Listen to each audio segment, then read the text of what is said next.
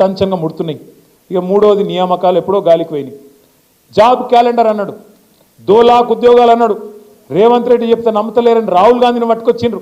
అశోక్ నగర్ చౌరస్తాలో కూర్చోబెట్టిండ్రు, ఛాయ్ తాగిపించిండ్రు, బావర్చీలో బిర్యానీ తినిపించారు.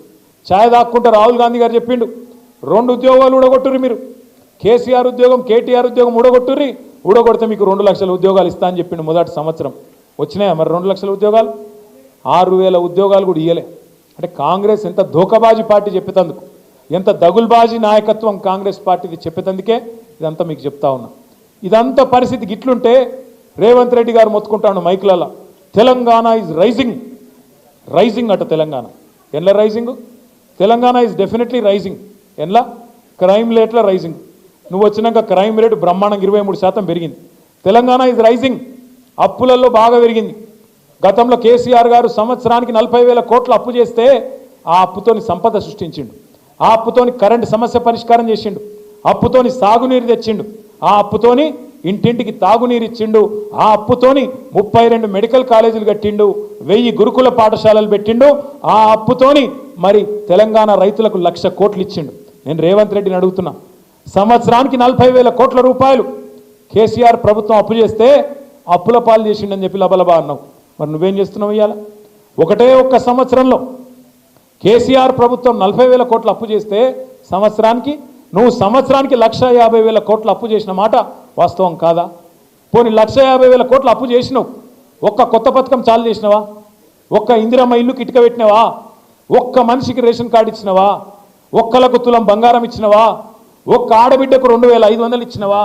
ఒక్క ముసలాయనకు 4,000 ఇచ్చినవా? రైతులకు రుణమాఫీ అన్న చక్కగా చేసినవా? ఏం చేసినావు? ఎందుకు అవుతుంది అప్పు? మరి కేసీఆర్ అప్పు చేసిండంటే భవిష్యత్తు మీద పెట్టుబడి పెట్టిండు.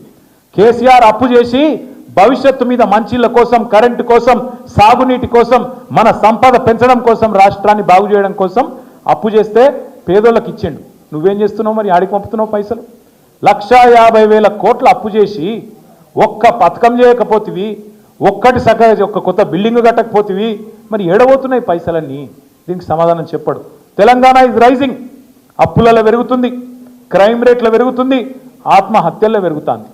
రేవంత్ రెడ్డి ప్రభుత్వం వచ్చినాక ఒక్క సంవత్సర కాలంలో ఈ 450 రోజులలో 450 మంది రైతులు రోజుకొక్కరు చొప్పున చచ్చిపోయింది. ఇప్పటికి ఆత్మహత్య ఒక గన్ల పెరుగుతుంది.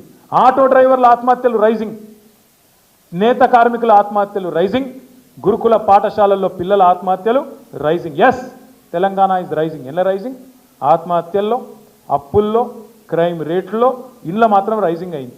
ఒకదానిలో మాత్రం డౌన్ అయింది. మీ శంకరపల్లి కొంప ఉచ్చుకున్నాడు, మొత్తం భూముల రేట్లు డౌన్ అయిందా కాదా? నేను చెప్పేది వాస్తవం కాదా? నాకు కూడా కొద్దిగా భూమి ఉన్నది జన్వాడలో.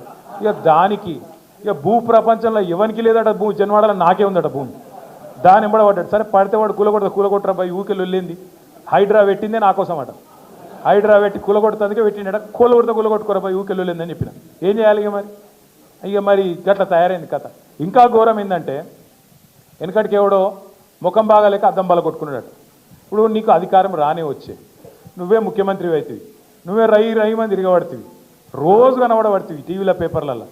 మరి నేను అడుగుతున్నా రేవంత్ రెడ్డి గారు, 14-15 నెలల తర్వాత కూడా ఇంకా కేసీఆర్ని తిట్టుకుంటూనే బతుకుతావు? ఇక గాడ శ్రీశైలం సొరంగం కూలిపోయింది. ఏది? రేవంత్ రెడ్డి అధికారంలోకి వచ్చినాక 15 నెలలకు ఆలోచన లేకుండా అర్థం పర్థం ఆగమాగం చాలు చేసిండాడు. ఆడ నీళ్ళు వచ్చి మొత్తం గందరగోళం ఉండి బురద ఉండి చక్కగా చూసుకోకుండా, ఇంజనీర్లను తెలుసుకోకుండా ఆగమాగం కమిషన్ల కోసం ఆయనత పని చాలు చేసిండ్రు. ఏమైంది? 8 మంది వాళ్ళు ఇరుక్కపోయిండ్రు. ఒకడేమో చచ్చిపోయినట్టాడు కాంగ్రెస్ వాడు, ఆ 8 మంది చచ్చేపీకినట్టాడు. ఇంకోటేమో ఇంకా కాలే అంటాడు. రేవంత్ రెడ్డి ఇంతవరకు అటు మర్రి కూడా చూస్తలేడు. ఇంకొక మంత్రి ఏమో బీఆర్ఎస్ వాళ్ళు చేయబట్టే కూలిపోయింది అంటాడు. ఇది ఎక్కడి బాధ? 15 నెలల తర్వాత ఇవాళ అక్కడ సొరంగం కూలిపోతే బీఆర్ఎస్ వల్ల కూలిపోయిందంటే ఇది ఎక్కడ అన్యాయము? ఇక పోనీ కూలిపోయింది, ముఖ్యమంత్రి ఆడు చూడడు, కొంతమంది మంత్రులు పోయినారు. పోతే మంత్రులు ఏం చేయాలి? ఆడ పోయి నిజంగా ఆ కార్మికుల కుటుంబాలకు ధైర్యం చెప్పాలి, ఏమన్నా అయితే మేము ఆదుకుంటామని చెప్పాలి, తప్పు జరిగిందని క్షమాపణ అడగాలి, మర్యాదగా మాట్లాడాలి. కానీ ఏం చెప్తారు వాళ్ళు? ఒకడేమో చేపల కూర తింటుడు. ఇక్కడ చేపలు బాగుంటాయి శ్రీశైలంలో, రేయు తిందామని వాడు ఒకటి తింటాడు. ఆడ వాడు దాస్తుంటే వీడేమో తింటాడు. గత నీతి లేని వాళ్ళు మంత్రులు. ఇంకొక ఆయన ఇంకా విచిత్రం ఇది.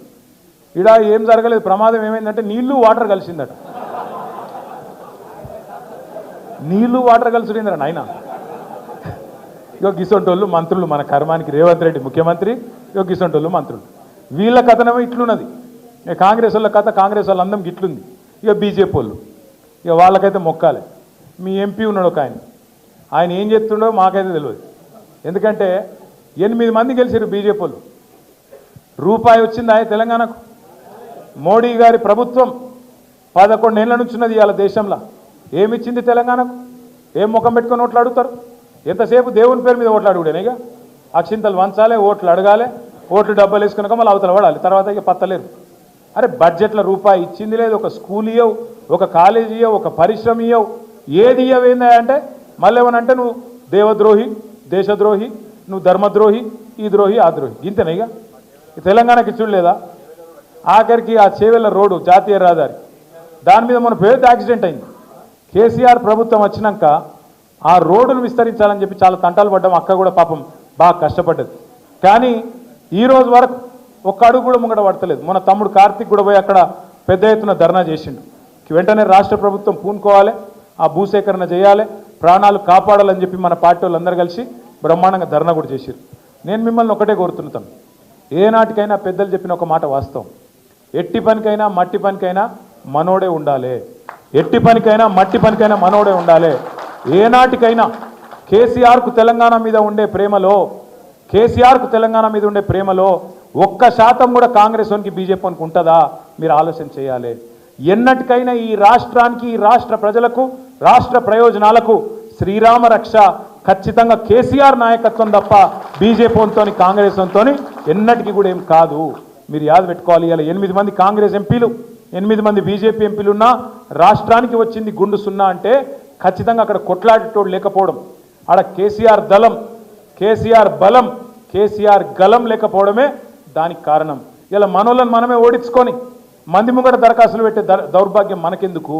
మనోళ్ళని ఒడగొట్టుకోవాలి, ఎంపీలను వేరే వాళ్ళని పంపాలి, ఆగమాగమై మళ్ళీ వాళ్ళ కడవై దరఖాస్తు పెట్టాలి. అన్న ఇది కావాలి, అది కావాలి. అదే మనోడు ఉన్నాడు అనుకో, బరాబర్ అడుగుతాం, అన్న ఇది కావాలి అంటాం.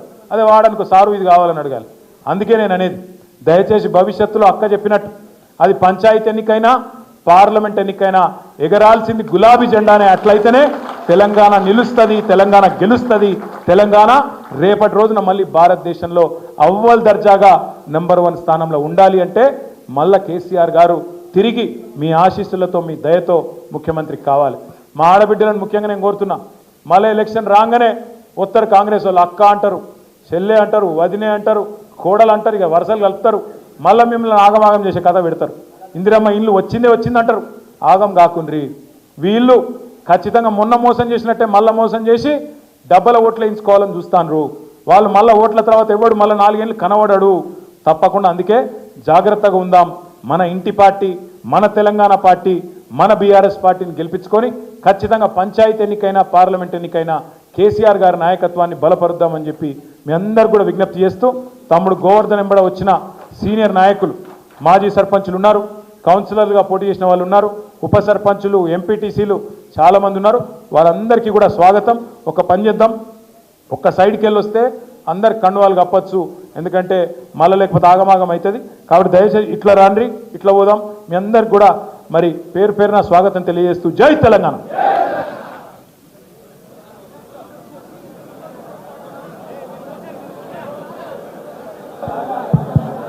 ఫోటోలు రావాలంటే ఒక సైడ్ ఉండండి, మీ ఫోటోలు వస్తాయి, లేకపోతే కష్టం. ధన్యవాదాలు రామన్న. దయచేసి అందరూ కూడా ఇక్కడ సైడ్కి వెళ్ళి కండువాలు తీసుకో రాము, కండువాలు తీసుకో రాము. రాదమ్మ ఒక్కొక్కరు రండిగా.